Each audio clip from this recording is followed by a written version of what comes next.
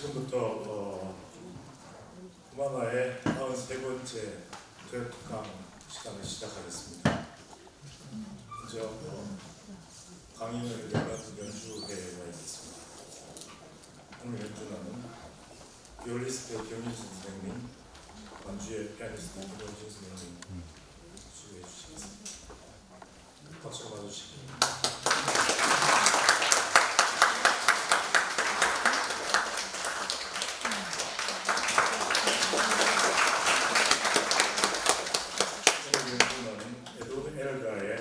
밤의 노래 그리고 아침의 노래 두 곡 연달아서 들려주시겠습니다.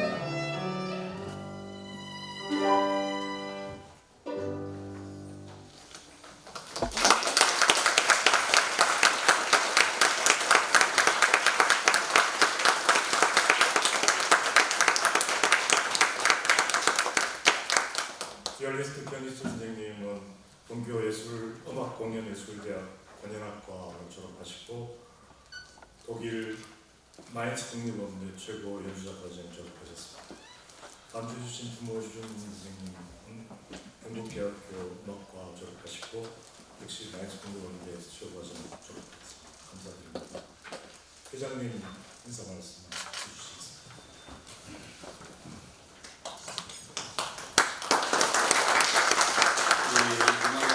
반갑습니다. 오랫동안 못 배운 것 같고 또 이렇게 좋은 날 좀 몇 분 안 나오실 것 같아서 마음 졸이고 나왔는데 이렇게 많은 분들 참석해 주셔서 대단히 감사하게 생각합니다. 먼저 좋은 음악 만들어주신 두 분한테 깊은 감사 말씀드립니다. 사회자께서 인사드릴 때 소개해 주셨으니까 상세하게 말씀드리지 않겠습니다만 계속해서 좋은 활동하시고 또 훌륭한 업적을 내시기 바랍니다. 감사합니다. 오늘 특별한 분을 우리 강사로 모셨습니다. 우리 물론 회원이시지만은 그저 왔다 갔다 하면서 그저 회원이시다 이런 생각만 하셨을 겁니다. 또 전부 잘하시는 분, 공산대관 원장을 하셨다 하는 것도 기억하실 거고 또 우리 학교에 명예 석좌 교수라는 것도 아실 겁니다만은 굉장히 특이하신 분입니다. 여러 방면으로 관심이 많으세요. 르네상스맨이라고 그러니까 팔방미인이라고 하기에는 조금 미안해서 그래서 칠방미인 정도 정말 다양한 활동하십니다. 화가의, 시인의, 의사의 또 외교의 다양한 방법으로 본인의 개성, 본인의 능력을 개발하실 뿐만 아니고 사회를 위해서 봉사하시는 분이다. 정말 자랑스럽게 생각하고 우리 가운데 이런 분이 계시는 것도 감사하게 생각합니다. 이제 봄철이 되어서 사실 밖에서 시간 보내는 것이 훨씬 더 유익한 그런 계절이 되었습니다. 그리고 마땅한 장소, 오개 장소가 있었더라면 바깥에서 강연도 하고 음악회도 할 수 있어야 하는데 아직까지 그런 시설이 없어서 이렇게 모였습니다. 계절이 와서 여러 가지 또 상황도 달라지고 그 내외 현상도 좀 어렵게 될 조짐도 보이지만은 우리 회원 한 분 한 분도 또 건강하시고 평소와 다름없는 건강한 생활 영위하시기 바라면서 감사 인사를 드립니다. 대단히 반갑고 감사합니다.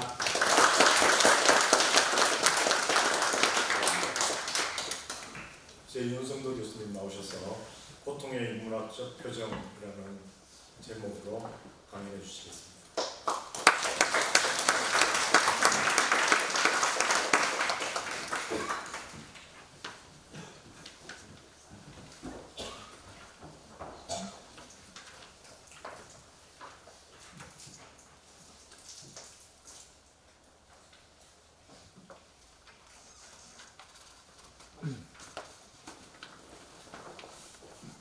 네, 존경하는 우리 후바나 회원 여러분 반갑습니다.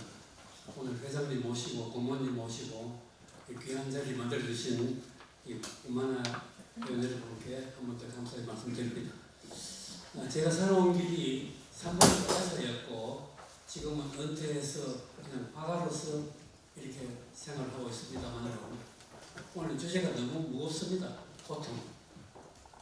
근데 이 고통이라는 것이 왜 어떻게 인류에게 내려왔으며 왜 아직도 우리가 고통을 갖고 살아야 하는지 답을 못 얻고 있는 아주 난제 중에 난제입니다만 그래서 철학자들도 감히 이렇게 고통의 문제를 건드리지 않고 있는데 제가 조금 외람되게 고통의 문제를 들고 나왔습니다. 그래서 힌두 교도들은 고통이라는 것이 날씨와 마찬가지여서 예측할 수가 없다. 굳은 날도 있고 맑은 날도 있다. 그래서 제가 오늘 말씀드리는 것은 고통의 본질을 건드리기에 너무나 벅차고 그냥 고통이 우리 인간 사회의 예술 분야나 어떤 이런 분야에 어떻게 표정을 짓고 있느냐를 수박 그달기식으로 조금 건드려 볼까 합니다.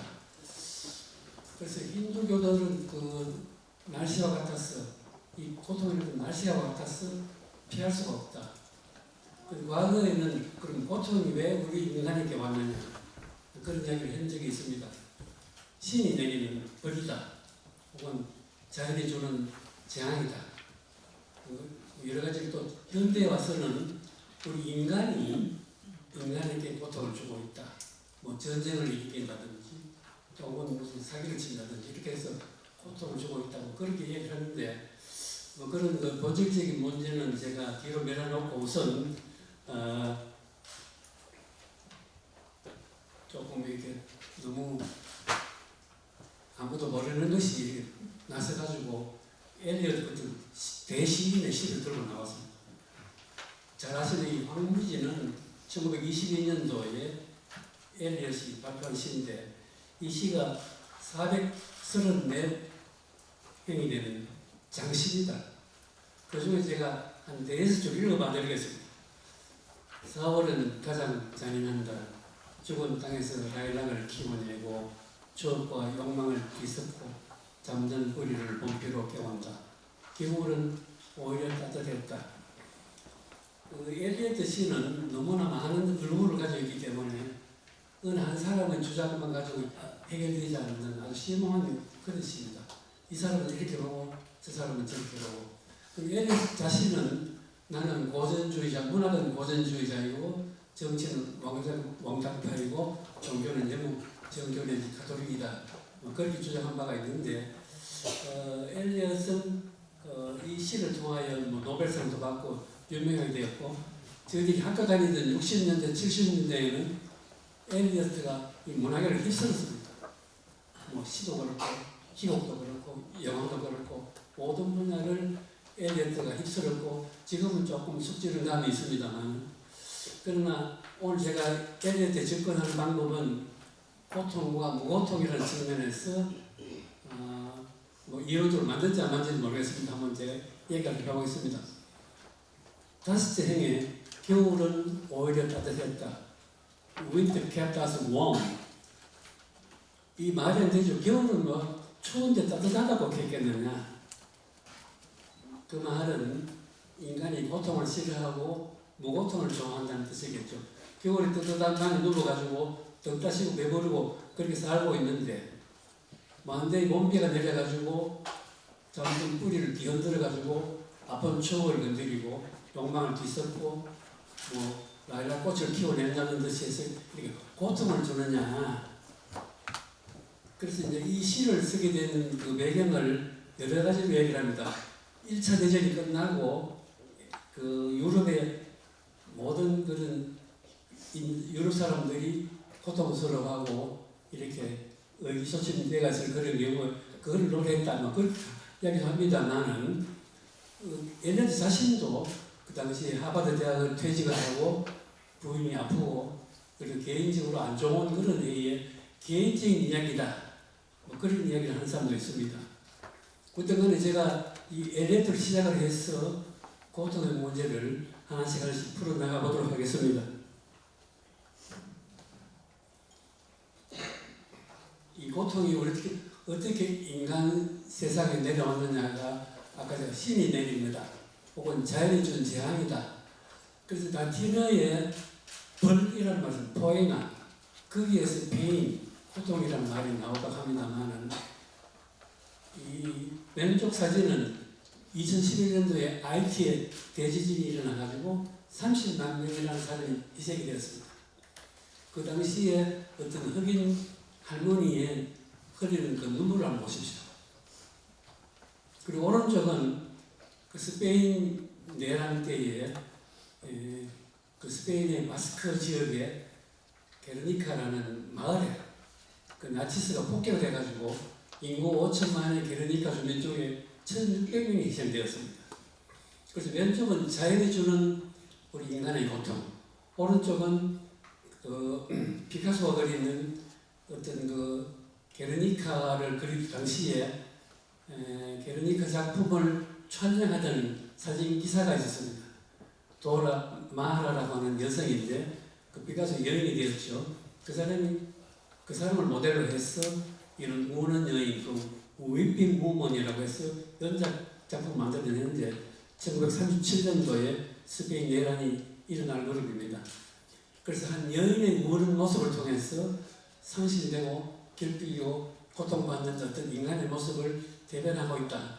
이렇게 두 작품을 선을 보고 있습니다. 이게 그 코랄 판타지라고 베토벤이 38개 작곡했는 거. 이때가 정력이 악화되어 가지고 아주 괴로운 그 고통을 받는 시기에 이런 명작을 만들어냈습니다. 이 곡은 사실은 피아노와 성악과 오케스트라 합창 이렇게 다양한 그 부분이 들어가 있는 대단히 좋은 음악입니다. 거기 나오는 이 가사는 베토벤이 직접 썼다는 말도 있고 아니다는 설도 있는데 그대 아름다운 영혼들이여 아름다운 예술의 선율은 흔쾌히 받아들이시라. 사랑과 힘이 한데 맺어질 때에 신의 연총이 인간들 위해 있다. 이 비슷한 것이 베토벤 9번 합창교향곡이 있습니다만은 그 합창교향곡은 인간의 자유, 평등, 방해를 주장하고 있는 반면에 여기는 그 예술 사랑 그거를 주장하고 있다고 이야기를 하고 있습니다. 그래서 이 데카르트가 나는 아파한다, 고론자한다. 제가 최근에 개인전을 하면서 그 그림 저지 타이틀이 돌레오 에르고숨이었습니다. 그림 한 점을 제가 소개를 해드립니다. 그래서 우리 인간의 고통이 오늘날만 있는 것이 아니고 3,500년 전 이집트 미라에서 한 여성이 고통받는 모습 미라가 발견되었습니다. 그리고 여러분이 잘 아시는 뭉크의 절규 표정이 좀 비슷하지 않습니까? 그래서 이 고통을 뜻하는 단어는 고, 서프링과 페인, 아프고 괴로운 것입니다. 라틴어의 돌로레 둘레, 독일의 슈메르트. 쾌락이 좋고 고통이 나쁘다는 것은 증명을 요구하지 않는다. 파스칼의 말입니다. 고통을 정의하기는 어렵습니다. 고통이란 신체 조직의 실제적 혹은 가능한 손상과 관계하여 겪는 불쾌한 감각적 정서적 경험이다. 감정적 고통은 신체의 고통과 질병의 원인이며 다른 형태의 고통이다. 이 고통의 종류가 많습니다. 원한, 정오, 자기 연민, 죄의식, 분노, 우울, 질투, 자화심 모든 것이 고통의 범위에 들어갑니다. 그런데 우리가 고통을 당하면서도 고통을 표현하는 말 자체가 정확하지 않습니다. 그래서 이 언어를 고통을 말하기 위한 그 언어 창조는 개인들의 환자들의 말도 있지만 의학에서 쓰는 단어도 있고 국제 엠네스티에서 나오는 그런 고문 받을 때의 어떤 고통 같은 출판 기록물 혹은 재판할 때의 상해 재판 기록 혹은 예술가들 시험할 이런 것들을 가지고 고통을 표현하고 있지만은 그 표현은 정확하지 않습니다. 고통을 표현하는 형용사도 그렇게 많지 않습니다. 바로 표현을 못하고 뭐뭐와 같다, 뭐뭐와 같이 느껴진다, 뭐뭐이 뜻하다. 그 랭귀지 오브 에이전시가 있는데 뭐 이렇게 뭐 화끈하게 타는 것 같다, 찌르는 것 같다, 뭐 뚫는 것 같다, 꼬집는 것 같다, 쥐어 짜는 것 같다 이렇게 그 고통을 표현하는 방식은 표현은 그렇게 다양하지 못합니다. 일단 고통에 관한 속담 4가지를 읽고 진행하겠습니다. 고통은 위장된 축복이다. 고통은 하나님을 만나는 창문이다. 고통과 무고통 중에서 하나를 선택하라고 하면 나는 고통을 선택할 것이다. 윌리엄 포크리가 말합니다. 발에 박힌 가시 덕분에 나는 건강한 발을 가진 사람들보다 훨씬 높이 뛴다. 길거울로 말이고 고통을 당하는 사람은 구체적으로 고아와 과부의 얼굴로 우리에게 나타난다. 그 레비나스의 말입니다. 인간이 당하는 고통의 80%는 다른 사람에 의해 가해집니다. 고통과 쾌락이 함께 온다. 그러나 고통이 더 순간 목적에 이바지 않는다. 슈바이츠의 말입니다. 지책이 있는 다른 사람의 고통은 저 하늘의 은하수보다 더 멀리 있다. 스케일의 말입니다. 아픔 이상 충실한 감각은 없다. 데카르트의 말이고 사실 인간은 미칠 듯이 고통을 사랑하는 수가 있다. 치통에도 쾌락이 있다고 도스토옙스키가 말한 적이 있죠. 그래서 이 고통이 현재 이 순간에 받는 고통도 있고 과거에서 비롯된 고통도 있고 이런 축적된 고통들이 모여서 부정적인 에너지를 만들고 우리 몸을 지배하고 괴롭게 만듭니다. 이 에카르트 툴레의 말입니다. 그래서 이 고통의 기억, 과거의 기억을 되살리는 편리자의 그림을 이렇게 볼 수 있습니다. 그래서 우리가 많은 고통 중에 사회생활을 하다 보면은 이 귀족은 의무를 갖는다. 노블레스 오블리주의 고통을 볼 수가 있고, 이 고통을 당하는 사람들의 손해 표정을 보여드리겠습니다. 자, 이 백년전쟁 그림입니다. 백년전쟁은 영국과 프랑스 사이에 약 한 116년간, 말은 100년까지만은 늘 전쟁하는 것이 아니고 전쟁했다 쉬었다가 이렇게 해서 시름시름 100년 전쟁을 하게 되었고, 프랑스에서는 그 장다르크라는 여자 영웅이 나오기도 했습니다만은, 그들 간에 이 칼레라는 프랑스 이 지역이 전쟁 중에 고립이 되었습니다. 이 프랑스 전역이 초토화되고 에드워드 3세가 칼레 성을 포위하고 약 1년간 포위를 해서 결국은 식량기근 때문에 항복을 하고 마게 되고, 그 항복을 하게 될 조건으로 전 칼레 시민들을 학살하지는 않을 테니까 대표로 몇 사람은 성 밖으로 내보내라. 그래서 6명이 바깥으로 나오고 있는 장면입니다. 이 6명들이 몇 면을 보게 되면은 그 칼레 시에서 가장 부호였던 생피에르라는 사람을 중심으로 해서 그야말로 칼레 시민의 모범적인 인물 6명이 전 시민을 대신하여 죽고자 바깥으로 나오고 있습니다. 목에는 밧줄을 걸고 흰 옷을 입고 한 사람은 열쇠를 들고 성문을 열어라 이렇게 에드워드 3세가 명령을 했기 때문에 이렇게 이제 그 약속을 지키고 있는 장면입니다. 근데 결국은 이 사람들은 목숨을 다 건졌습니다. 왜냐하면은 에드워드 3세 부인이 임신 중이었고 태종에 있는 아이가 좋지 않으니까 죽음 사형만은 면해달라 그래서 이 사람들 결국은 다 살게 되는데 이 사람들의 고통스러운 표정들이 손에 잘 나타나가 있죠. 또 한 사람의 그 노블레스 오브레이즈를 보고 있습니다. 영국의 런던에서 조금 올라가면 코벤트리라는 지역이 있고 그게 레오트릭이라는 영주가 살고 있었는데 이분이 워낙 과도한 세금을 때리 매기니까 부인이 이름이 레이디 고다이바입니다. 고다이바가 여보 너무 당신이 세금을 많이 매기니까 조금 낮게 해줄 수 없느냐 그러니까 그 레오트릭 영주가 농담으로 그러면 좋지 당신이 빨가벗고 말 타고 시내 한 바퀴 돌고 내가 세금을 낮춰주지 이렇게 제안을 했는데 실제로 레이디 고다이바가 이렇게 빨가벗고 시내를 돌게 되었는데 그 소문이 나자 그 고다이바 그 코벤트리 시민들 모두가 문을 닫고 상점을 철수하고 편안하게 돌도록 기회를 줬습니다. 그런데 양복 재단사 한 사람이 커튼 틈으로 고다이바 부인의 모습을 훔쳐보다가 장인이 되었다는 전설이 내려옵니다. 그래서 Don't be a pig탐이라는 영어가 있지 않습니까? 그것은 그 말이 나왔다는 말이 있습니다. 그런데 이 고다이바 이 부인의 어떤 이야기를 벨기움에 있는 그 고디바라는 초콜릿 회사에서 로고를 만들었습니다. 이 세계 3대 초콜릿이 들어간다 그러는데 이 고디바 초콜릿을 아마 여러분들 다 한번 보셨을 겁니다만 이 상표에 보면은 발을 타고 있는 레이디 고다이바의 모습이 실려 있습니다. 그리고 이 그림은 그 페테스부르크에 있는 에르미타지의 그림이 있습니다. 제가 이 그림을 봤습니다. 한 2m, 3m 정도 되는 대형 그림인데 누가복음에 나오는 돌아온 탕자 이야기를 쓰고 있는데 오늘 제가 이 자리에는 탕자 이야기를 이야기할 틈이 없습니다. 작은 아들이 어떻고 큰 아들이 고 그런 이야기를 제가 오늘 하지 않고 오늘 그 아버지의 손을 한번 보십시오. 이 돌아온 탕자를 써다듬고 있는 오른손은 여성적인 어머니의 손을 보여주고 있습니다. 그리고 왼손은 조금 굵은 아버지의 손을 보여주고 있습니다. 그래서 아버지가 돌아온 탕자를 어머니의 자애심으로 이렇게 쓰다듬어주고 또 다시 한번 더 일어나더라는 용기를 주는 아버지의 손.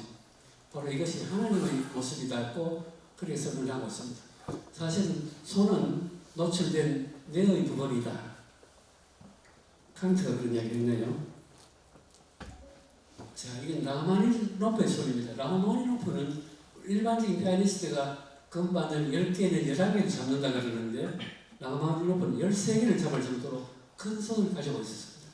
그래서 라흐마니노프 피아노 협곡 3번 같은 아주 난곡을 작곡을 할 수 있었습니다. 그래서 뇌는 손과 혀를 상당히 강조를 하고 있습니다. 이 뇌 지도를 보면요, 뇌 그 전두엽 표면에 우리 신체를 통과하는 사령부가 있습니다. 손을 관장한 눈을 관장한 여러 부위가 있는데 가장 중요하게 작용하는 부위가 손과 혀입니다. 혀. 그 뇌 활동에 쓰이는 그 에너지의 30%가 손을 위해서 쓰인다 그럽니다. 실제로 역으로 그 뇌에 있는 그 센터를 역으로 그려보면은 이 다리, 엉덩이 이 부분보다가 손이 차지하는 영역이 더 큽니다. 특히 엄지손가락이 크고 혀가 큽니다. 그러니까 사람이 손을 조심하고 혀를 조심하라 그런 뜻이 있는 것 같습니다. 그리고 인간이 겪는 고통 중에 봄주름을 무시 못하죠. 잘 아시는 자코멘티에 걸어가는 사람인데 이 한 사람이 있습니다. 그는 옷을 버렸고 쌀을 버렸습니다. 뼈만 앙상하게 남은 채 어디론가 걸어가고 있습니다. 자, 이게 1993년도에 퓰리처 상을 받았던 사진 작품입니다. 굶주린 소녀의 죽음을 기다리는 독수리. 이 찍은 사진 기자가 많은 항의를 받았습니다. 당신은 사진 찍기 전에 이 죽어가는 아이부터 살려야지 왜 사진부터 찍었느냐는 비난받고 견디다 못해서 3개월 만에 자살하고 말았다는 기록이 있습니다. 또 한 사람의 빅타 프랭클이라는 사람을 소개하겠습니다. 이 사람은 1905년에서 97년까지 살았는데 유대인이고 오스트리아 정신과에 살고 철학자였습니다. 아우슈비츠에서 강제수용을 받았고 가족 모두가 희생되는데 이 사람은 살아남았습니다. 그리고 죽음은 수용소라는 책을 발간했고 로고테라피를 주장을 했습니다. 로고테라피라는 것은 우리 인생은 어떻게 해서든 의미가 있다. 의미가 있는 사람은 인생의 이유를, 살아갈 이유를 발견한 사람은 절대로 고통을 견딜 수가 있다. 그런 주장을 한 사람입니다. 그래서 이 아우슈비츠 수용소에서 살아남은 자들은 마지막 피하 지방층이 사라지고 몸이 해골의 가죽과 너머를 씌워놓은 것 같이 되었을 때 우리는 우리의 몸이 자기 자신을 먹어치우기 시작했다는 걸 느낄 수 있었다. 내장기관이 자체 단백질을 소화시키고 몸에서의 근육이 사라졌다. 그래서 사람이 굶게 되면은 결국은 자기가 자기 살을 먹고 생존하게 되는 그런 비참한 현실이 오게 됩니다. 자, 그 다음에 우리가 사람들이 고통을 쓰는 얼굴을 보여드리겠습니다. 보들레르가 말했죠. 사람은 아무리 분장하라고 꾸며도 결국은 이기적이다. 그리고 릴케가 했는 이야기를 제가 또 소개를 해드리겠는데요. 그 말테의 수기에서 세상에는 너무나 많은 얼굴들이 있다. 사람 수보다 더 많은 얼굴들이 있다. 어떤 사람은 아침 저녁으로 얼굴을 바꾸고 화장을 하고 그런 이야기를 하고 있죠.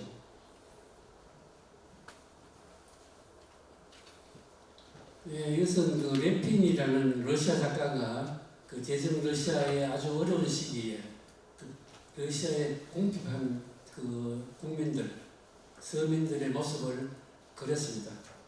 우리 인간이 너무 혹독한 고통을 받으면 얼굴 표정이 아주 무표정하게, 에펙틱하게 됩니다.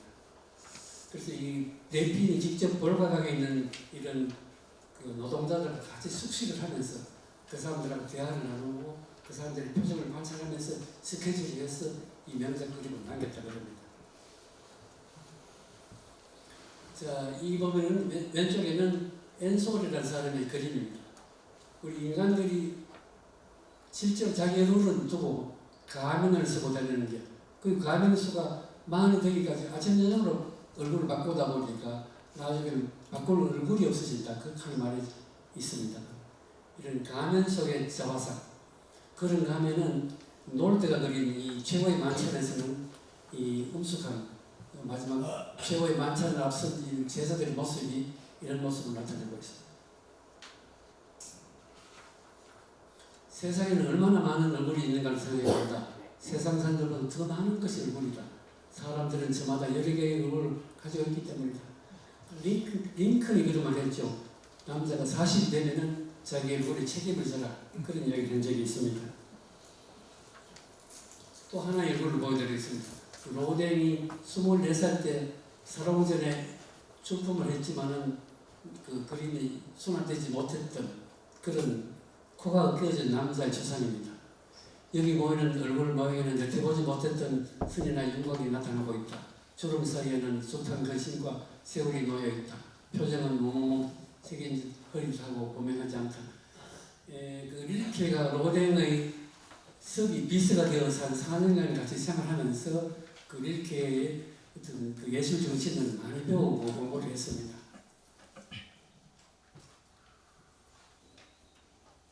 그리고 우리 지금 이 국보입니다. 윤선도 기념관에 있는 이 작품이 조그마한 초상화인데 그 정손자인 윤두스라는 사람이 이번이 상당히 뭐 병사, 천문, 음악, 수학, 지리, 의학 능통한 조선의 레오나르도 다빈치로 불리는데 제가 이 그림을 보여드리는 이유는 이 사람의 눈빛이 이 사람이 40대 중반에 이 그림을 그렸다 그러는데 어떤 그 자기가 어떤 남자로서의 어떤 출세된 야망 혹은 그런 그 여러 가지 복잡한 자기 감정을 이 눈빛에 담고 있어서 국보가 되었다고 그럽니다.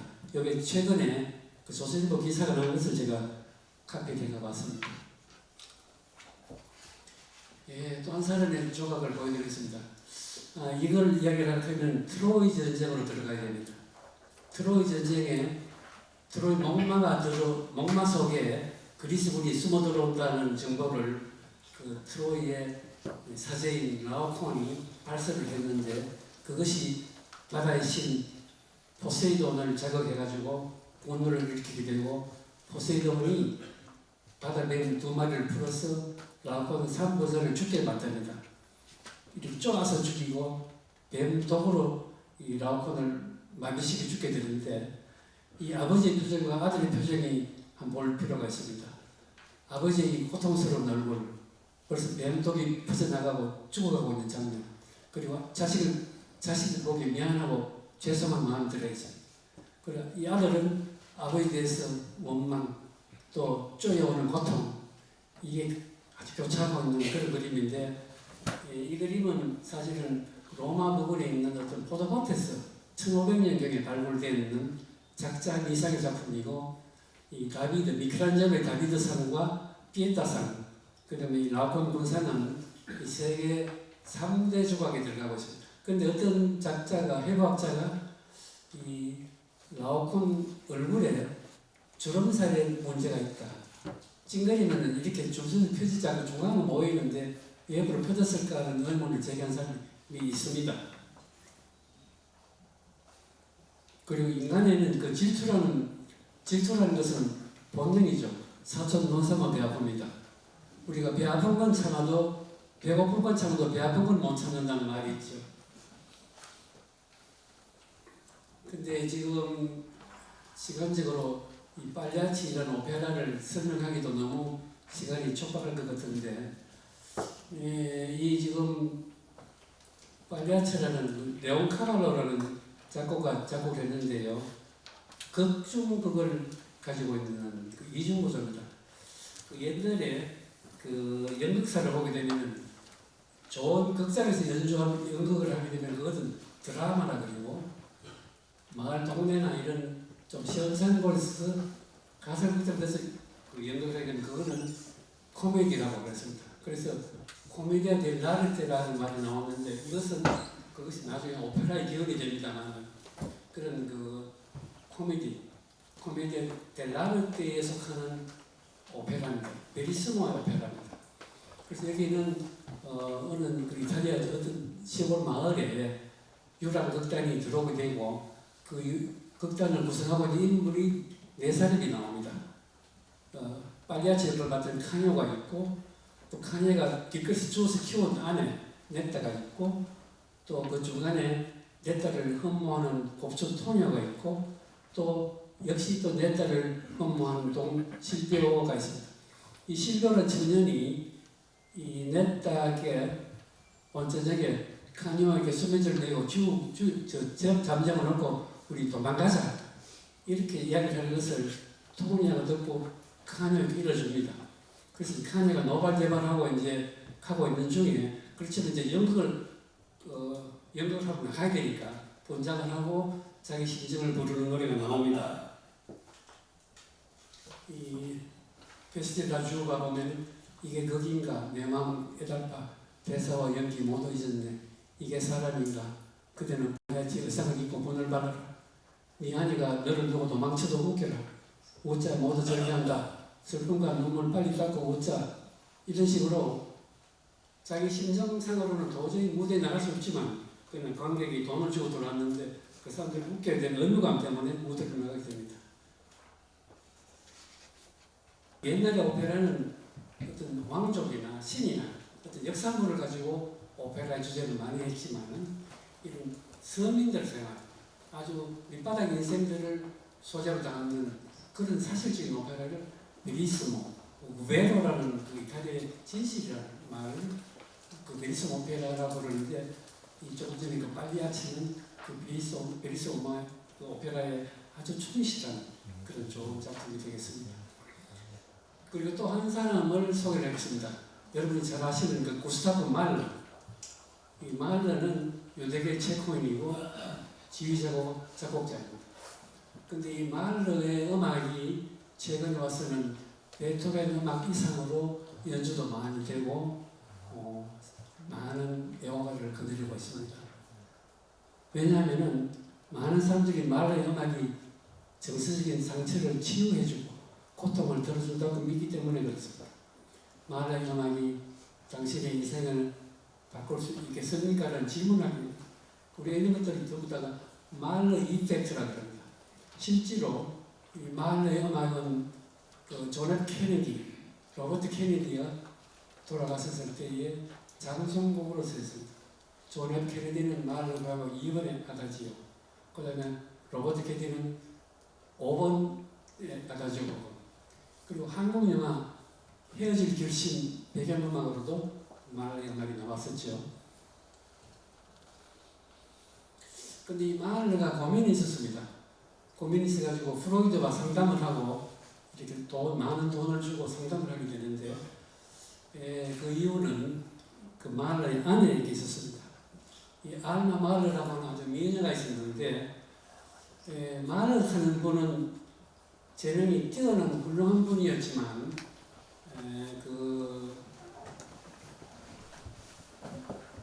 외모는 볼품이 없었던 것 같습니다. 신장도 작고 얼굴도 별로 못생기고 빽빽하고 그런 여인이었는데 본인은 그렇게 했는데 부인이 너무 미모가 뛰어나기 때문에 결국은 사단이 나고 맙니다.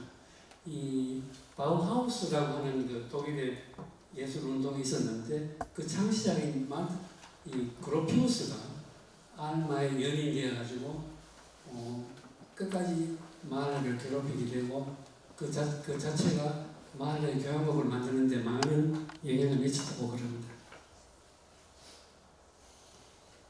그리고 또 이게 질투가 일으키는 사건이 또 있습니다.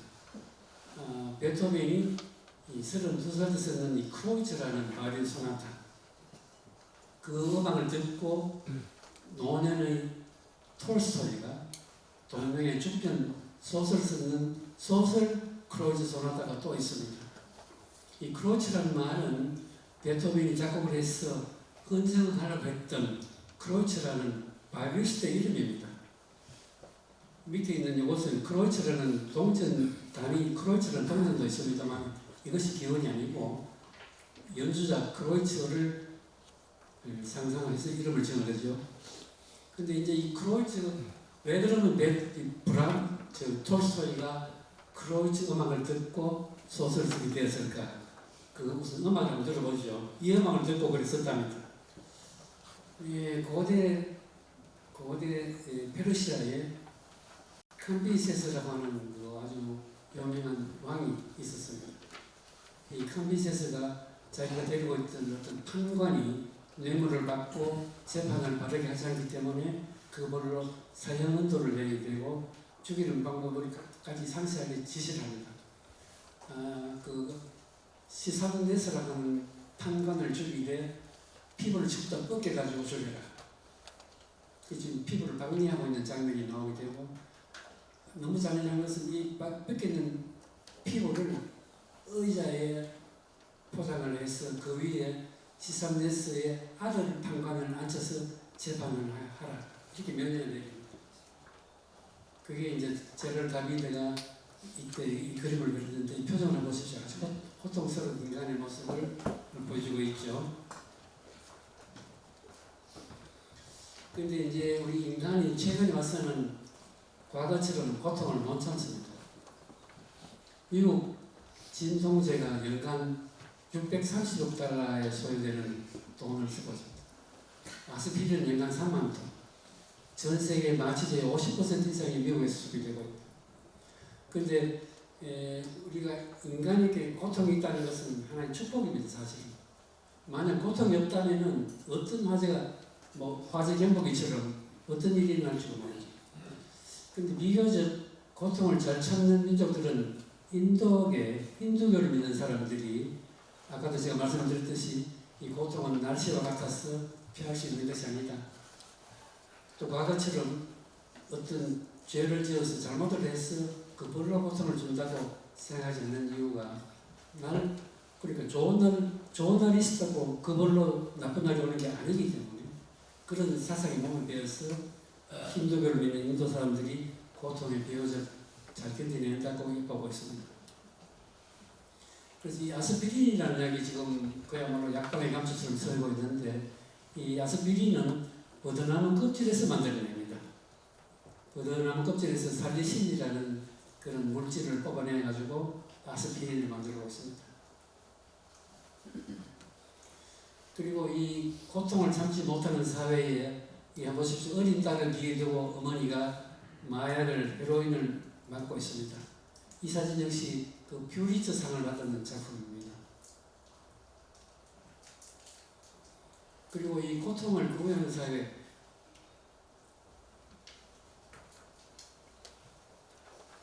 제가 특별히 이 마리아 칼라스와 마릴린 monroe를 기획해서 고통이 이렇게 구애하는 사회가 되었다는 것을 한 샘플을 잡았는데 맞는 말인지는 모르겠습니다.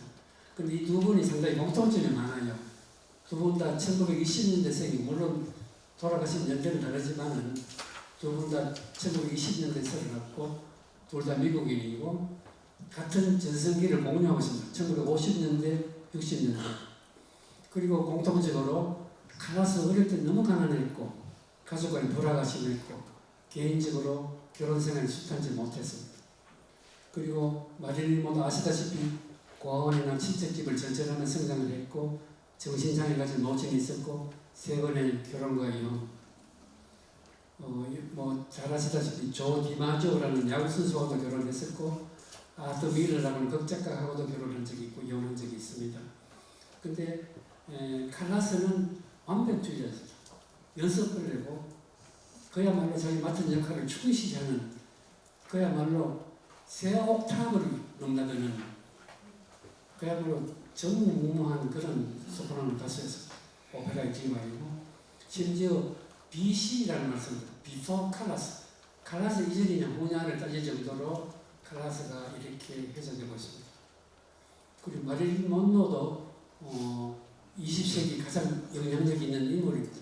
대중문화, 패션, 미술계의 아이콘이고, 그 앤디 와홀 같은 사람은 마릴린 monroe 그림을 그려서 아주 유명하게 했죠. 근데 이 칼라스가 마리아 칼라스로 구걸해가 부른 사람이 있습니다. 마리아는 어떤 여성의 본질을 추구하며 살고 싶은 마음, 칼라스는 가수로서 축사하고 싶은 마음, 이 두 얼굴을 가지고 있는 마리아 칼라스라고 합니다.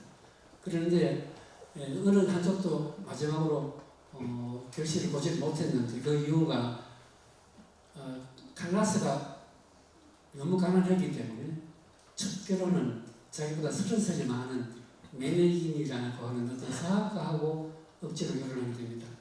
그래서 한 10년 살다가 메네긴 사진이 보이죠. 그러다가 오나시스를 만나게 됩니다.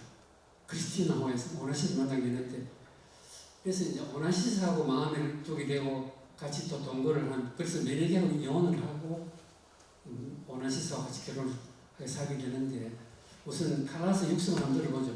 칼라스가 50년 오나시스가 없었더라면 참 좋을 뻔했습니다. 이 오나시스가 칼라스하고 한 9년간 동거를 하다가 존 F 케네디가 죽고 나서 마음을 케네디 여사한테로 돌려서 드디어 결혼을 하게 됩니다. 근데 오나시스가 막상 제크린과 결혼해 보니까 너무 낭비되기 심해가지고 결혼했는 걸 후회를 하게 되고 다시 칼라스를 찾아오게 되고 만나게 됩니다. 그런 과정 중에 칼라스는 음악도 읽고 사랑도 읽고 이렇게 눈두지한 듯이 사라지게 됩니다. 또 한 명의 여성은 그 마릴린 몬로를 설명해 드리겠습니다. 몬로가 사실은 6.25 때에 대구 케이트 공항을 통해서 한국에 들어왔습니다. 들어가지고 동부전선의 미 해병 1사단 위문 공연에 왔습니다. 그래서 대구 공항에 칼라스가 왔다는 사실을 아는 사람은 알고 계십니다. 1954년이죠. 미국 언론들이 그 위험한 전쟁에 가지 말라고 말렸습니다만은 이 마릴린 몬로가 한국에 왔습니다. 몬로는 우리가 생각하기보다가 상당히 지적 수준이 뛰어난 여성이었습니다. IQ가 165였다는 말이 있습니다. 아인슈타인이 160인데 믿거나 말거나 마릴린 몬로의 IQ가 165였다. 이분 유명한 말도 많이 했습니다. 이 할리우드에서는 키스하고 나는 데는 $1,000 들지만은 영혼을 구하는 데는 50센트밖에 쓰지 않는다. 그런 말도 있고, 불완전한 곳에 예술이 있다, 아름다움이 있다, 그런 이야기도 하고, 할리우드에서는 개는 사람을 물지 않지만 사람은 사람을 문다, 그런 말도 남겨있는 지혜로운 여성이었습니다. 그리고 이분의 그 집안 생활은 완전히 컴플리트리 네이키드, 개인 생활은 완전히 알몸으로 살았다고 합니다. 그리고 유명한 I wear Chanel 5, 이게 샤넬 5 향수를 좋아해서 집에서는 발가보고 살았지만 향수를 바르고 살았다. 그런 마릴린 몬로입니다. 그럼 이 마릴린 몬로가 36살 되던 해에 아침에 죽음으로 발견되었습니다. 그래서 이제 말이 많았죠. 이게 타살이다, 자살이다. 왜냐하면 그 케네디 형제가 연인이었다는 설이 있기 때문에 그렇습니다. 그래서 뭐 FBI가 관여했니, 그러면 수면제 과다 복용이니, 이렇게 이것도 looks like suicide 이렇게 나옵니다만은 이게 지금 몬로가 죽고 나서도 계속 이렇게 구경거리가 되고 어떤 그 가십거리가 되는 그런 걸 볼 수 있는 거죠. 그래서 몬로가 돌아갔는데 이 LA의 검시소에 그 몬로의 시신이 운반되고 있고 이 사망한 몬로의 모습, 그리고 이 부검을 하는 노구치라는 일본인 의사가 집도를 해서 몬로의 부검을 했다는 겁니다. 자, 그러면 그 몬로의 죽음을 한번 다시 되돌아볼까요? 죽음이 아름다운 것은 아닙니다. 그러나 죽음에 있어서 프라이버시에 좋은 따르기 마련인데 몬로의 죽음에는 그 어느 정도 아니었습니다. 뉴스가 공공연화되고 그전에 엄밀한 프라이버시는 마구 파헤쳐지고 억척과 날조가 보태어져서 결과 시시겁절한 수수께끼와 추측거리를 남겼습니다. 오늘날 사회는 어떤 사람의 고통이 정보의 뉴스의 소스로서 돈으로 거래가 될 정도가 되었습니다. 그리고 클릭을 하게 되면 누구의 고통도 우리가 접근할 수 있는 만큼 이 죽음이라는 것이 너무 희화가 되고 있는 그런 세상이 되었다고 생각합니다. 여자와 여성의 왕비에 대해서 또 여성들이 겪었던 고통에 대해서 한번 살펴보겠습니다. 헨리 8세는 잘 아시다시피 아주 영민하고 이기주의적인 성격의 소유였고 자기 결혼을 위해서 영국 성공회를 창시하게 되는 장본인입니다. 그러면서 로마 가톨릭하고 단교를 하게 되고 자기가 거느렸던 6명의 왕비들이 모두 비극으로 끝나는 그런 소유자입니다. 그리고 본인은 너무 과다 체중과 괴혈병으로 58세 사망하게 되고 결국 이 6명의 왕비를 교체하게 된 동기에는 아들을 구하려고 했습니다마는 결국을 실패하고 헨리 8세에 속했던 그 튜어더 왕가는 막을 내리고 스튜어트 왕가로 제임스 1세로 돌아가는 그런 역사적인 기록을 가지고 있습니다.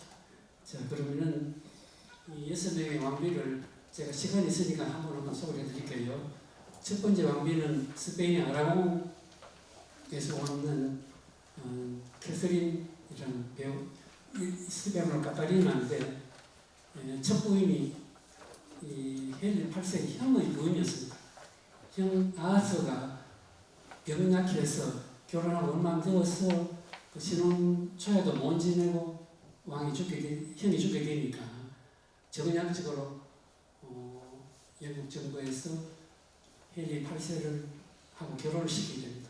그래서 잘 살았죠. 10몇 년까지 살면서 메리 튜어더, 메리를 그 블라디 메리라는 메리를 낳고 결국 아들을 못 낳으니까 유배시키고 이제 천일의 애리로 알려진 앤 볼린하고 결혼하기 위해서 로마 가톨릭이 허락을 하지 않으니까 결국 성공회를 만들고 성공을 만들면서 이제 결혼하게 되고 그런데 역시 앤 역시 아들을 못 낳고 한 3년 천일을 한 3년 지나니까 또 헨리가 못 기다리고 이 사람을 무슨 뭔가 죄를 붙여가지고는 참수하게 됩니다.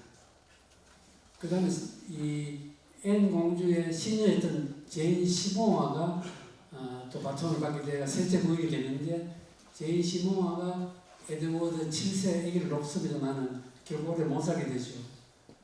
그리고 이 제인 시모아가 아기 놓고 산업 연로 한 보름 만에 사망하게 되니까 결국 네 번째 부인을 구하게 됩니다. 네 번째 부인은 크레베헤인이라고 독일 태생인데 이때 홀바인이라고 하는 유명한 화가가 초상화를 그려와서 앤 얼굴을 보여줬는데 막상 헨리 8세가 실물을 보이니까 너무 못생기고 말도 독일말밖에 못하고 이렇게 해서 강제로 이혼시켜버립니다. 그리고 다섯 번째 여인이 캐서린 하워드라는 다섯 번째 부인을 얻었는데 이 부인이 10대, 16살 되는 어린 신부였는데 주변에 있는 귀족들과 어떤 하인들과의 어떤 관계 때문에 간통을 몰려가지고 또 참수당합니다. 그리고 마지막 그 캐서린 파파라는 아내를 더 맞이 있는데 이때는 결혼에 얼마 안 되다가 헨리 8세 자신이 사망하고 말게 되는 거죠. 그렇게 해서 튜어드가가 멸망하게 됩니다. 물론 이제 그 메리가 이어받고 엘리자베스가 이어받고 에드워드가 뭘 받았지만 너무 감명을 해서 결국 튜어드 왕가를 망하게 되고 스튜어트 왕가로 넘어가게 됩니다. 그리고 또 한 명의 불운한 여성을 소개해드리겠습니다. 이는 멕시코의 프리다 칼로라고 하는 여러분들 잘 아시는 그 여류 화가인데 어릴 때 소아마비를 앓게 되었고 10대 때 버스 교통사고로 온몸이 골절을 받게 되고 병상에서 그림을 그리게 되고 그 유명한 화가가 되었습니다. 그래서 이게 지금 자기 초상화를 그렸는데 이 보면은 자기의 심정을 뒤쪽에 있는 내경이 보게 되면 아주 이렇게 황량한 자기 심리 상태를 나타내고 있고 척추뼈는 다 부러져가 있고 온몸에 못이 박혀 있습니다. 자기 고통 흔적을 못으로 다 표현하고 있습니다. 근데 이거 유사하게도 콩고에 이 목각 인형이 있습니다. 이게는 주술 목적으로 만든 조각한 인형인데 이 질병을 치유하는 힘이 있다고 해서 병자 머리맡에 이 조각을 갖다 놓는 습관이 있다고 합니다. 그걸 엉키시라고 그러는데 이 못이 많이 박힐수록 효험이 있다. 그래서 그림을 보니까 이 프리다 칼로의 초상화하고 엉키시하고 너무 좀 유사된 점이 있어서 그렇게 소개를 해드립니다. 우리가 고통을 피하면 좋듯이 보지만 무고통은 그 무시 못합니다. 우리가 아플 때 아파야지, 암이 걸렸는데 아파야지, 암이 늦게 발견되는 이유가 통증, 초기 통증이 있기 때문에 늦게 발견됩니다. 암이 만약에 걸리자마자 되게 아프다 하면은 암 치료가 아주 쉬울 겁니다. 그래서 이 무고통의 고통이라는 걸 무시 못합니다. 그 대표 주자로 다미엥 신부를 소개하겠습니다. 이 다미엥은 벨기에 출신이고 이 사람이 23살 때 선교사가 돼가지고 하와이를 가게 되고 그래서 73년도부터 하와이에서 그때 하와이 정부가 하와이에 있는 모든 납 환자들을 모아가지고 몰로카이로 소로도처럼 이렇게 다 공동생활을 모아줬습니다. 거기에 이제 신부로 가게 됐는데 같이 생활하다가 본인 자신이 나병에 걸렸습니다. 그리고 걸리기 전 모습이고 걸리고 난 후의 모습입니다. 그래서 결국은 49에 선종을 하게 되죠. 그래서 그 공로를 사가지고 2009년도에 교황 베네딕토가 성인으로 세웠습니다. 담임신입니다. 자, 지금은 우리가 납 환자를 많이 못 봅니다. 제가 옛날에 에라곤에 한번 진료를 간 적이 있어가지고 납 환자 손을 만져봤는데 손이 마치 생강 뿌리를 만지기 딱딱하더라고요. 그래서 우리 흔히들 나병이 걸리면 손가락, 발가락이 뜯어진다 한다고 있지만 뜯어진다 하는 것이 아니고 뼈와 관절이 썩고 문드러져서 잘라집니다. 그 증거로 손톱이 다 있습니다. 손톱이. 그러니까 손가락, 발가락이 떨어져 나가는 것이 아니고 오모로 떨어지는 거죠. 수축돼가지고.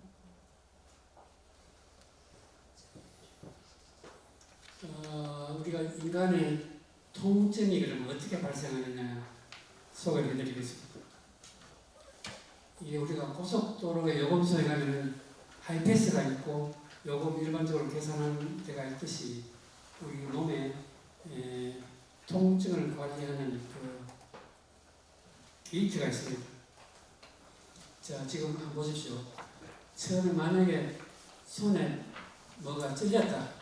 그럼 아픈 것이 어디로 전달되는가 하면 척추를 통해가지고 그 척추 관문을 통과해가지고 뇌로 전달되어서 뇌가 그 아프구나 하고 명령을 내려줘야 압박을 내립니다. 만약에 이 루트의 어느 한쪽이라도 절단되면 통증을 못 느낍니다. 예를 들면 척추를 다쳤다. 하반신 마비가 되었다. 그러면 통로가 없어질 수가 있습니다.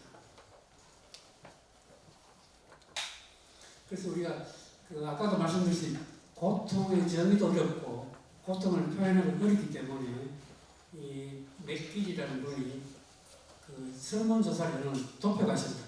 또 상세하게 어느 부위가 아프면 어떻게 아프냐, 어떤 식으로 아프냐 이렇게 기록을 해서 점수를 매깁니다.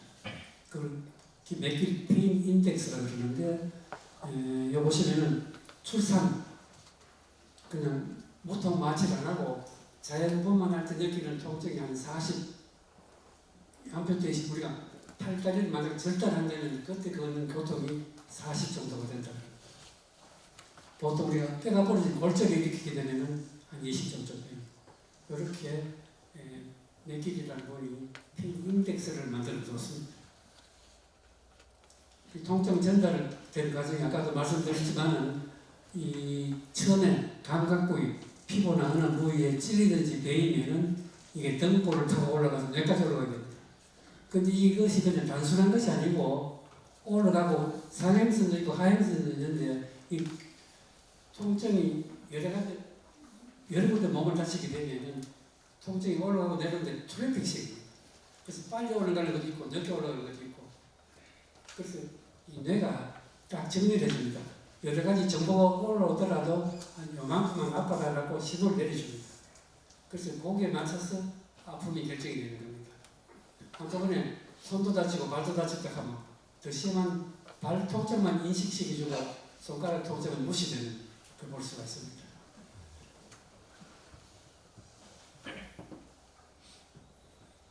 근데 이제 고통이 그냥 아픈 것만 있는가 하지만 여러 가지 특수 형태가 많습니다.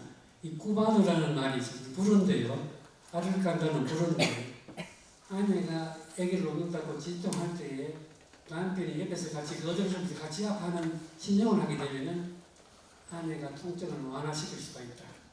그게 구바든지 이게 뭐 하여튼 이렇게 믿는 그런 민족들이 있는 것 같습니다. 그런데 플라시보는 여러분 잘 알다시피 환자한테 의사가 이거 먹으면 낫습니다 하고 설탕물을 주든지 소금물을 줘도 낫는다는 겁니다. 그래서 같은 약을 줘도 약을 우리 먹을 때에 약국 가서 바로 사 먹는 거 하고 같은 약이라도 돈 주고 의사가 주는 약을 먹고 하고 치료 효과가 달라질 수가 있습니다. 그 다음에 팬톰이라는 현상이 있습니다. 이게 뭔가 하면은 우리가 가령 팔다리가 잘렸다. 팔이 잘렸는데도 팔이 가렵고 어디가 아프고 다리가 잘렸는데도 다리가 가렵다. 그것은 뇌 속에 기억되어 있는 아픔의 통증의 기억 때문에 그렇다고 합니다.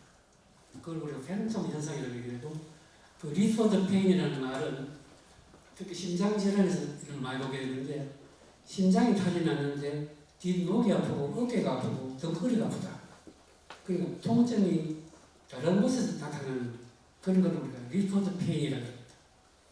그 다음에 안지오 이펙트라는 것은 이렇게 재밌는 현상인데요. 2차 대전 때 이탈리아의 안지오 지역 전투에서 부상당한 군인들을 야전병원에 소행해 보니까 이 사람들이 많이 다쳤는데도 통증을 안 느껴요. 왜냐하면 이 사람들이 사지에서 죽다가 살아가기 때문에 아픈 것 정도는 아무것도 아니라고 느끼기 때문에 많은 부상을 입었는데도 통증을 못 느끼는 겁니다. 그리고 그걸 우리가 안지오 이펙트라고 그러니 말하게 되고 그런 현상은 그것뿐만 아니라 조금 경상 환자들을 오히려 간호보조를 시켜서 일을 하게 했더니 통증들이 더 빨리 완화되더라. 그걸 통증에서 우리가 안지오 이펙트라고 합니다. 제가 한 가지 정보를 드리겠습니다. 우리 인생에 있어가지고 주 1회 정도로 끊기거나 찔리거나 다칩니다. 한평생 한 4,000번 정도의 상처를 입는다고 합니다. 그리고 아까 우리 통증 전달 속도를 보실 것 같습니까? 1초에 1km 정도로 빠른 속도로 통증 신호가 전달됩니다. 이 통증 신호 전달 과정을 보게 되면 1초에 약 5조 번의 화학 변화가 일어나게 되고 전기 반응이 일어나게 됩니다. 그렇게 해서 통증이 생기고 전달되고 그렇게 됩니다. 그리고 손가락 하나 움직이는 데는 50개의 근육이 필요하고 두 손을 움직이는 데는 뇌 운동량의 30%가 소립니다. 그 정도 하고 인간의 눈은 발바닥보다 약 1000배 민감하다. 그리고 같은 자세로 4시간 누우게 되면 피부에 손상을 야기한다. 특히 의식 없는 환자들은 자꾸 이렇게 체인징 포지션 해주지 않고 한 곳에 가만 누워 있게 되면 욕창해집니다. 그래서 그 간호하는 사람들이 굉장히 신경을 쓰게 되죠.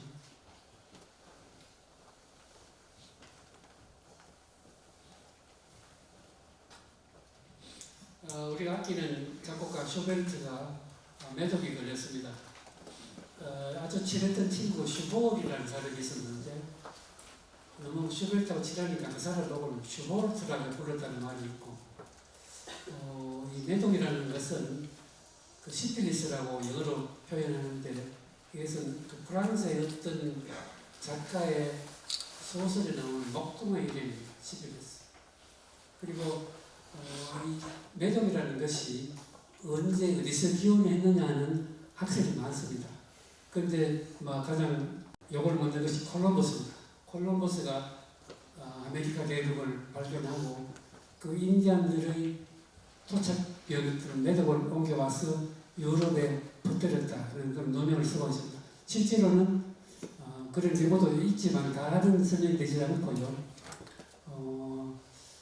한국은 그 유럽과 이렇게 통로가 있던 일본인들에 의해서 매독이 한국에 들어왔다는 이야기가 있고요. 매독은 아직도 우리나라에 법정 적용된 3종에 들어가 있습니다. 매독이 발견되면 보고서 신고를 해야 됩니다.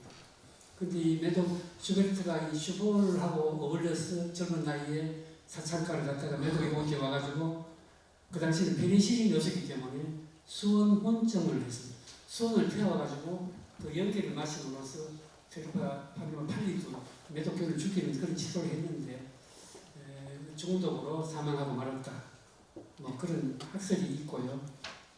그다음에 실제로 이 매독균은 이렇게 라면처럼 꼬불꼬불한 나사 모양의 균을 보이고 있습니다.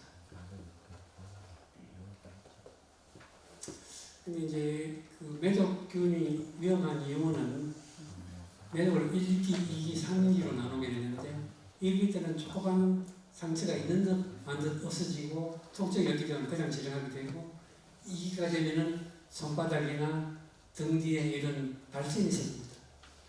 그 매독균은 매화 매자를 쓴 이유는 이 꽃이 매화꽃처럼 몸에 꽃이 핀다고 매독이라 그렇게 이름을 지었고요. 유럽의 여성들이 드레스에 덩을 파인 옷을 입게 된 동기가 내 몸에는 매독이 없다는 것을 증명하는 하나의 표시였다는 말도 있습니다. 그리고 매독이 이제 1기, 2기, 3기가 돼서 뇌 매독이 되게 되면은 이 두개골이 이렇게 상하게 되죠. 이렇게 어떻게 사람이 살 수 있겠습니까? 지금도 매독이 있습니다. 우리가 제가 산부인과 하니까 출산하러 오는 산모들한테 무조건 매독 검사를 하게 됩니다. 이 매독균이 이 탯줄을 타고 애기한테로 전달될 수 있기 때문에 신생아도 반드시 매독 검사를 하게 됩니다. 그 다음에 좀 재밌는 사실인데요. 보티첼리의 비너스의 탄생 아닙니까? 그런데 여기 보면은 어떤 내과 의사가 이 사진을 그림을 보지만 그거 결핵 환자의 사진하고 같네. 결핵해서 이 왼쪽 폐가 망가졌는데 이 그 어깨에 처진 거 보니까 마치 이런 그 병이 있는 것 같다는 그런 얘기가 있습니다. 그리고 이 렘브란트의 바세바, 다윗 왕이 이렇게 바세바의 목을 부르는 장면을 보고 부르는 장면, 그 메시지를 받고 고민하고 있는 그 바세바의 모델에 가슴에 혹이 있는 것까지 그림이 나와 있습니다. 이게 무슨 유방암 환자처럼 그런 사진이 볼 수 있는 거죠. 그래서 제가 좀 스피드를 좀 내겠습니다. 이 세잔 그 바니타스라고 하는 그 베니티, 인생은 어마어마하다. 이 세상 자신이 경로가 있고 자기의 인생을 썩어가는 사과로 표시하기도 하고 회고로 표시하기도 하고 그것도 마찬가지고 실제로 나 혼자의 두개골 모습입니다. 최근에 론 뉴욕이라는 사람이 이렇게 큰 회골 무늬를 전시하고 있는 장, 실제 사람 모습보다 회골의 모습이 얼마나 큰 이 설치 미술로 이렇게까지. 그래서 회골 사람들이 과거에는 두려워했는데 해적선이 나타난 이후로 해적선 표시로 이렇게 뼈 X자 위에 회골을 그리는 그림들을 본 다음부터 사람들이 회골을 무서워하지 않게 되었다고 합니다. 저희들이 학생 때에 두개골 실습을 하게 되는데 가방에 이 회골을 가지고 다닐 정도로 친숙했던 그런 물건입니다.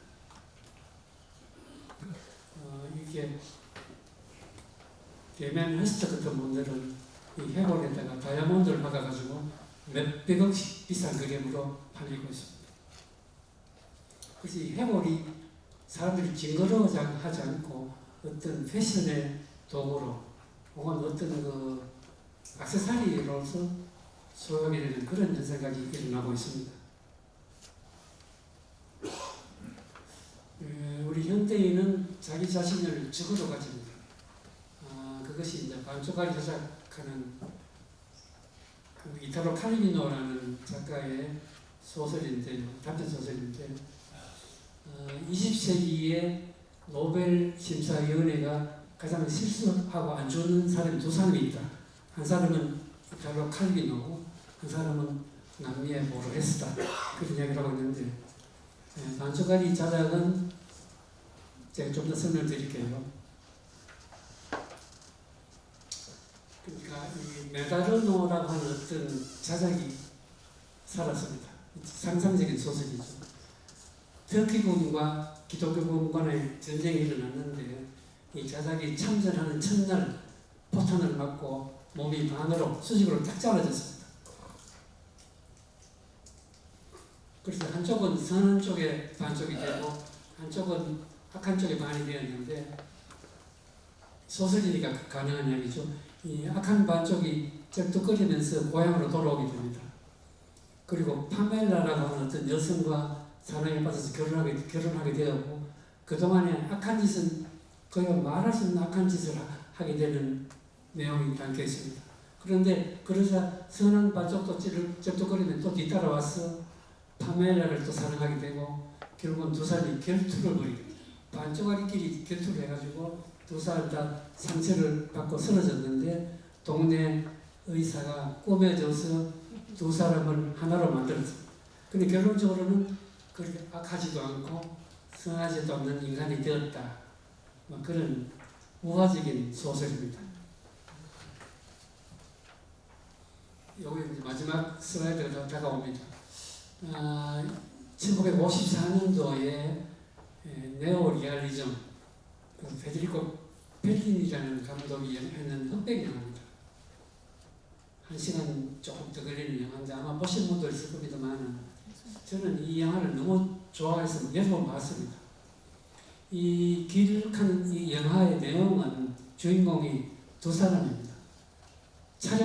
이 차력사인 잔파노, 그 다음에 젤소미나라고 하는 조금 모자라는 여성, 그 두 사람이 주인공입니다.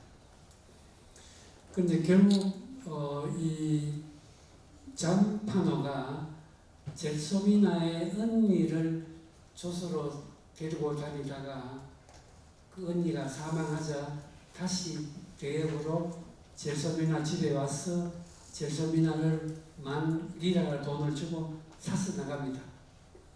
그래서 어떤 이렇게 이제 유랑생활하면서 이 영화를 보신 분 알지만은 3년차 오토바이 같은 걸 개조해가지고 포장을 치고 그것을 놓고 자고 하는 그야말로 길거리 인생입니다. 그야말로 밑바닥 인생인데 이 잔포노가 매를 때려가면서 이 젤소미나를 교육을 시켜가지고 자기 조수로서 만드는데 어떤 경우에 이 잔포노가 사진을 하게 되고 그 사진한 장면을 이 젤소미나가 보고는 너무 놀래가지고는 정신이 이상이 와가지고는 결국 죽게 되는데 그 죽어가는 젤소미나를 버리고 가버립니다. 이 잔포노가.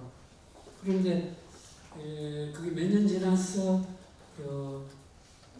젤소미나가 죽었다는 소식을 듣고는 너무 양심이 갇히게 되어가지고 또 자기가 젤소미나를 데리고 다니면서 학대도 하고 너무 이렇게 어렵게 했는데도 불구하고 지금 생각해보니까 자기가 그래도 젤소미나를 사랑했구나 사실을 뒤늦게 깨닫고 이 사람이 마지막 장면을 보여드릴게요.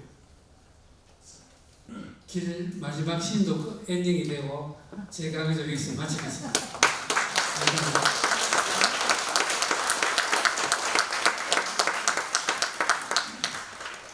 네, 감사합니다. 전공이신 의학뿐 아니라 굉장히 다양한 분야에서 이 주제와 연관해서 흥미로운 설명해 주셨습니다. 질문 있으시면 해주시고 토론 시간 갖도록 하겠습니다.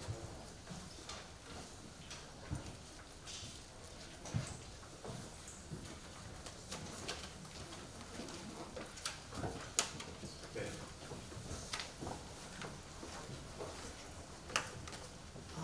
질문이 아무도 없으신 거잖아요. 이렇습니다. 하여튼 The River of No Return을 구만나에서도 다시 보게 될지도 몰랐습니다. 정말 즐거운 시간이었습니다.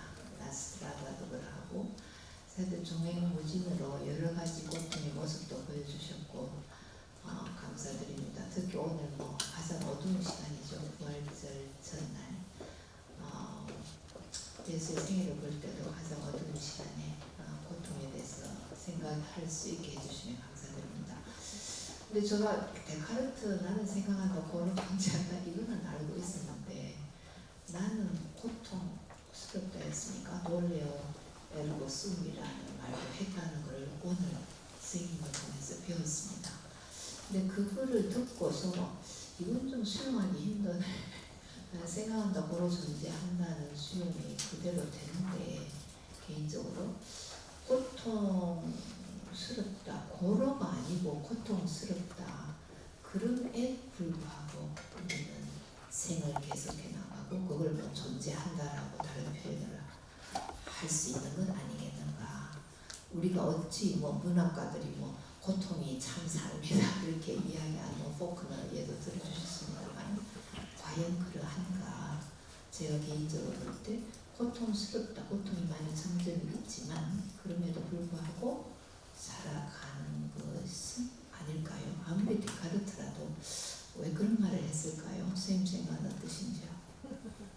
그래서 우리는 고통을 피할 수는 문명에 있고 언젠가 누구는 한번 고통을 당해왔고 앞으로도 당할 수 있는 것이고 피할 수 있는 것이 아니고 그래서 오늘의 강연 내용을 제가 한마디로 정리한다면 어차피 우리 인간은 고통을 당하게 되어 있다. 그래서 고통을 피하려고 애쓰지 말고 고통이 만약 값없이 있는 고통이라면 당연하게 고통을 수용하고 고통을 이겨낼 방법을 찾아보고 우리가 의지만 있으면 고통을 이길 수 있게 되고 또 우리가 고통을 통해서 얻는 것이 또 많이 있으니까 잘 그걸 승화시켜서 고통을 적으로 만들지 말고 에너지로 쓸 수 있는 그런 능력을 가지고 있는 것이 우리 인간입니다. 그래서 그런 점을 제가 강조를 해드리고 싶습니다. 사실은 그 올 4월달이 우리나라로 봐서도 큰 산불이 있었고 과거에 세월호 사건도 4월이었고 4.19 혁명이 있었고 4.3 사태가 있었고 또 그 로버트 케네디 형제도 4월달에 저격당했고 마틴 루터 킹 목사도 4월달에 돌아갔다는 기록이 있습니다. 4월달은 여러 가지로 힘든 계절입니다. 네, 4월이 이렇게 힘든 시간인지 몰랐는데 어쨌든 나는 아파한다, 고로 존재한다라는 말의 의미를 설명해 주셨습니다.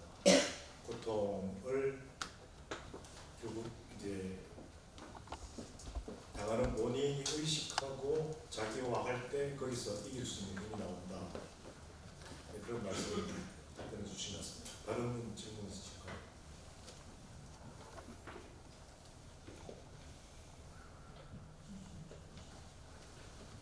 우리 속담에 한 다리가 천리라 그러는데 지적인 사람이 아무리 고통이 심해도 옆에 사람은 물론 동정은 할 수 있겠지만 그 사람의 고통을 헤아리지 못합니다. 근데 기독교에서는 다른 사람이 고통을 당할 때에 같이 거들어주는 것은 아주 좋은 일이다. 그렇게 하도록 힘쓰라고 가르치고 있습니다. 네, 네, 교수님.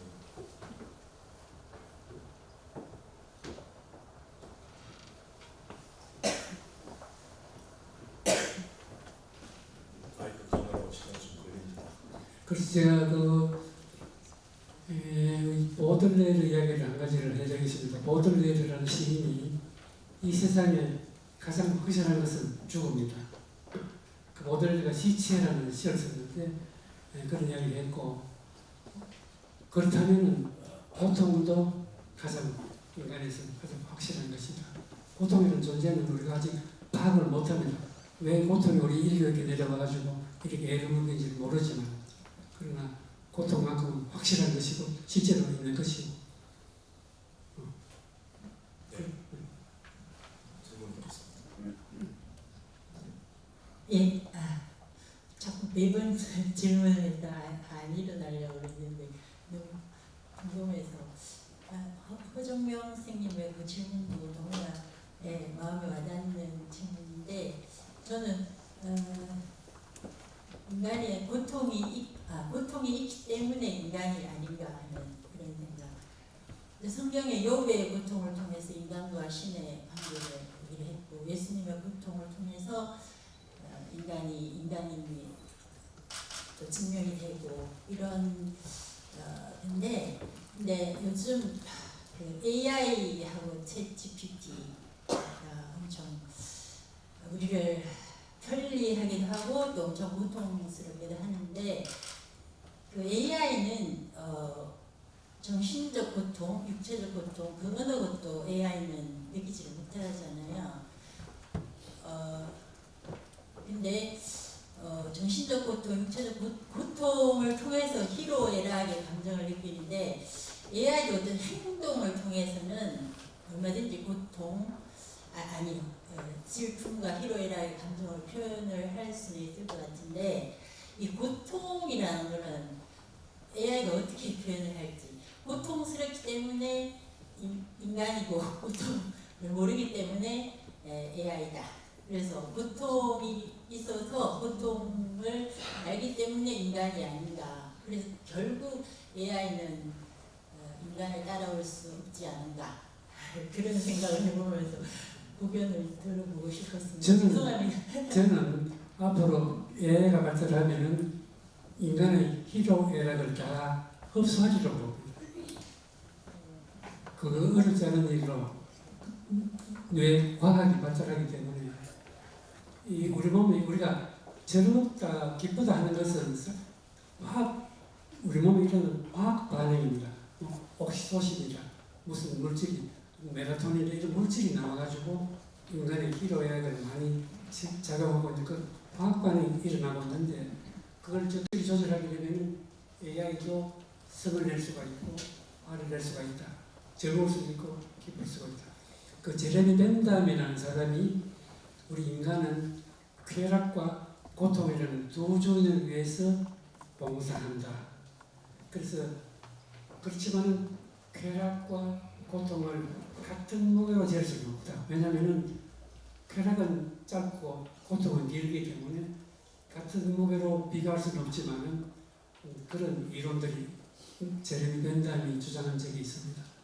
그래서 우리가 행복하게 느낀다. 기쁘다는 것은 그야말로 화학 반응입니다. 미국 사람들은 어떤 사람의 친밀관계를 저 사람은 케미스트리가 있다 그러잖아요. 화학 반응. 그러니까 내가 누구를 좋아한다. 기쁘다.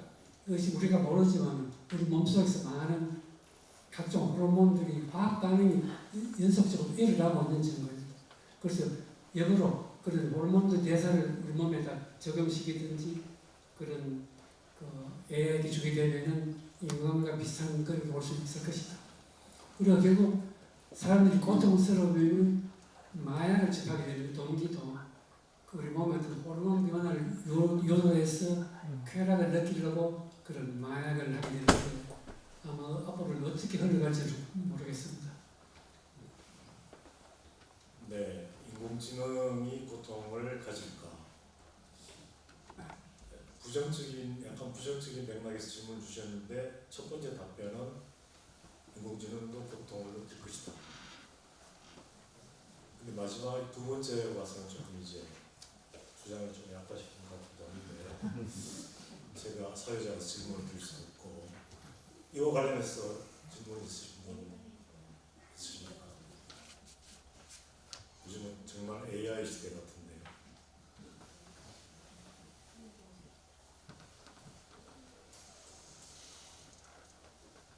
관련 아니면 딴 질문이라도 좋습니다. 네. 인간은 고통을 즐기면서 사는 겁니까? 그게 좀 궁금합니다. 그것은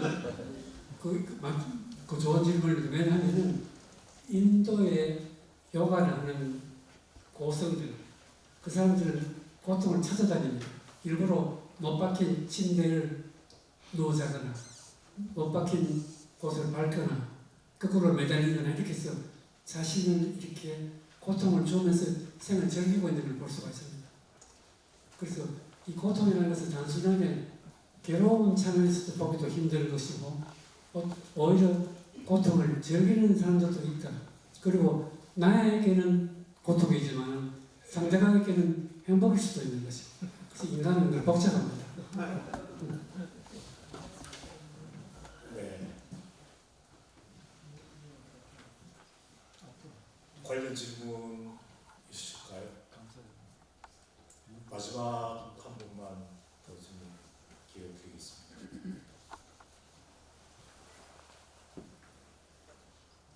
네.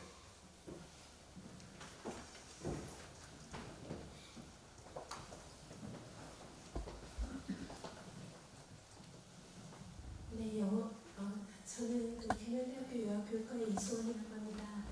오늘 다양한 작품과 또 영화, 또 음악을 통해서 그 고통의 모습을 다양하게 보여주셨고 해서 재미있게 잘 들었습니다. 네, 제가 어르신들 앞에서 말씀드리려니 조금 떨리는데요. 네, 고통은 그 손이 베었을 때 따끔함에서부터 시작을 해서 전쟁이나 난민처럼 평생 지울 수 없는 트라우마에 이르기까지 그 고통의 수준은 다양한 것 같습니다. 오늘 또 그 고통의 여러 인덱스 수준들을 보여주셨는데요. 우리가 쉽게 넘을 수 있는 고통도 있지만 또 어떤 고통은 누군가에게는 똑같은 수준의 고통이라 하더라도 그 고통의 문턱을 넘기가 무척 어려워서 또 포기하는 것 같기도 합니다. 그래서 그 오늘의 이 다양한 작품을 통해서 얻으신 그 고통에 대한 해안, 여러 가지 통찰을 그 우리 일반인들뿐만 아니라 또 고통 앞에서 힘들어하는 사람들에게 전해주시고자 하는 오늘 이 여러 작품을 통해서 하고 싶으신 말씀을 한 줄로 정리를 좀 해주시면 어떠실지. 한 줄로 대답하면 인간은 고통에 대해서 아직 잘 모른다. 그게 답입니다. 그런데 우리가 그 어떤 자살을 하려고 하는 사람들 있잖아요. 고통을 결국 못 견뎌가지고 극한 선택하게 되는데요. 생명의 전화라는 게 있었어요. 그 생명의 전화가 인간의 어떤 순간적인 그 사람이 자기 목숨을 끊는 것은 49대 51입니다. 잠깐 잘못사용하면 죽음의 길로 빠지게 되는데 그 순간 생명의 전화가 한 사람을 구원할 수가 있습니다. 그래서 이 고통의 문제는 아까 우리 최신영 교수님 말씀하셨다나 철학자들도 감히 손을 대기 힘든 분야다. 고통에서는 아직 별로 아는 것이 없다. 그렇게밖에 말할 수가 없고 과연 누가 고통에 대한 결론을 낼 수 있겠습니까? 고통의 그야말로 다양한 얼굴들, 다양한 그 형상들을 이것은 인류가 존재하는 날 계속적으로 숙제로 남을 것입니다. 그것이 해결되는 날에는 지구의 종말이 오지 않겠나 하는 생각이 듭니다. 네, 이제 마지막으로 회장님 말씀 드리겠습니다.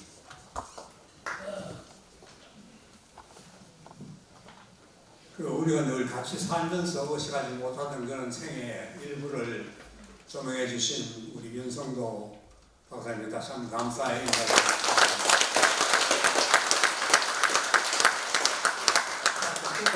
듣고 나니까 제목이 인문학적 표정, 인문학 원찬이가 가져가시오. 의학으로 가져가시든지 우리는 별로 느끼기를 원치 않으니까 그렇게 전해 주시고 고통이라는 현상을 제가 느끼기에 보면 예수님 십자가 두 가지를 생각합니다. 하나의 십자가는 아주 평온한 얼굴, 십자가에 매달려 계시면서 아주 평온한 얼굴, 모든 고통을 다 이기시고 이제는 초월하신 그런 모습이고, 또 두 번째는 고딕 시대, 가택 시대에 예수님을 아주 찡그리고 고통을 참지 못하는 그런 모습이 있어요. 그 고통이 우리 인간이 체험할 수 있는 두 가지 상반되는 고통이 아닐까 그런 생각이 듭니다만은, 또한 고통 없는 한 시간의 고통에 관한 강의가 되기를 바라고, 또 앞으로도 고통 없는 생활을 영위하시면서 잘 지내시길 바랍니다. 다시 한번 감사합니다.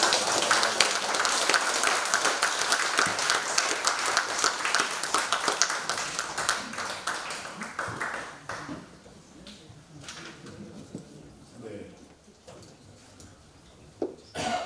고통의 인문학적 표정이라는 주제로 정말 고통의 다양한 스펙트럼을 여러 가지 사례, 슬라이드를 통해서 보여주시고 생각하게 해주시는 좋은 강연이었던 걸로 생각이 듭니다.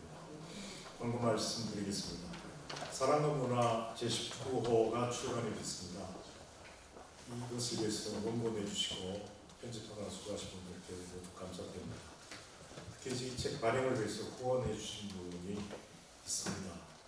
김남석 이사장님의 자제분인 이원기 연합내과에서 600만 원을 후원해 주셨고요. 대본의 경영대 지점에서 200만 원을 후원해 주셨습니다. 이 후원 섭외를 위해서 조도희 상임이사님이 수고하셨습니다. 사랑과 문화 19호는 만찬장에서 받아가실 수 있겠습니다. 다음 달 5월 행사는 이렇게 강연장이 아니고 야외로 나가겠습니다. 문화답사 계획하고 있습니다. 날짜는 5월 17일 토요일이고 출발 시간과 장소는 우편으로 안내해드리겠습니다. 저희들이 갈 장소는 이제 거창 창고원이고요. 그리고 창고원에 그 조성된 공원이라고 해야 될까요? 그쪽에 시간을 보낸 다음에 동대 의료박물관을 방문하고 고령에 있는 대가야 박물관도 보도록 하겠습니다. 회원 소식입니다. 벌써 몇 번 전부터 나오셨지만 신입회원으로 박지선 선생님, 박미선 선생님, 경희설 선생님, 김효준 선생님 신입회원으로 등록하셨습니다. 오셨으면 일으키실 때 큰 박수로 반갑습니다.